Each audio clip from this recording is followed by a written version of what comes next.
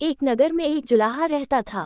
वह स्वभाव से अत्यंत शांत, नम्र तथा वफादार था। उसे क्रोध तो कभी आता ही नहीं था। एक बार कुछ लड़कों को शरारत सूझी। वे सब उस जुलाहे के पास ये सोचकर पहुँचे कि देखिए इसे गुस्सा कैसे नहीं आता। उनमें एक लड़का धनवान माता पिता का पुत्र था। वहाँ पहुँचकर वह बोला, ये साड़ी कितने की दोगे?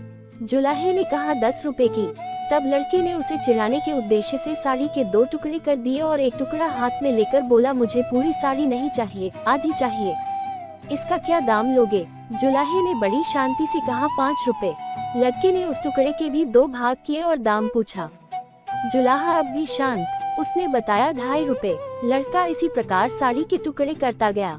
अंत में बोला, अब मुझे ये साड़ी नहीं चाहिए, ये टुकड़े मेरे किस काम के? जुलाहे ने शांत भाव से कहा, बेटे अब ये टुकड़े तुम्हारे ही क्या, किसी के भी काम के नहीं रहे। अब लड़के को शर्म आए और कहने लगा, मैंने आपका नुकसान किया है, अंततः मैं आपकी साड़ी का दाम दे देता हूँ। जुलाहे ने कहा कि जब आपने साड़ी ली ही नहीं तब मैं आपसे पैसे कैसे ले सकता हूँ। लड़के का अभिमान जागा और वह कहने लगा, मैं बहुत अमीर आदमी हूँ, तुम गरीब हो, मैं रुपए दे दूंगा तो मुझे कोई फर्क नहीं पड़ेगा, पर तुम ये घाटा कैसे सहोगे? और नुकसान मैंने किया है तो घाटा भी मुझे ही पूरा करना चाहिए। जुलाहे ने मुस्कुराते हुए कहा, तुम ये घाटा पूरा नहीं कर सकते। सोचो किसान का कितना श्रम लगा तब कपास पैदा हुई।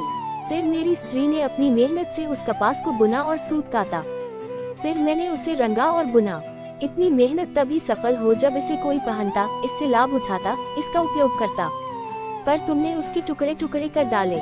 रुपए से यह घाटा कैसे पूरा होगा? जुलाहे की आवाज में आक्रोश के स्थान पर अत्यंत दया और सौम्यता थी। लड़का शर्म से पानी पानी हो गया। उसकी आंखें भर आए और वह संत के पैरों में गिर गया।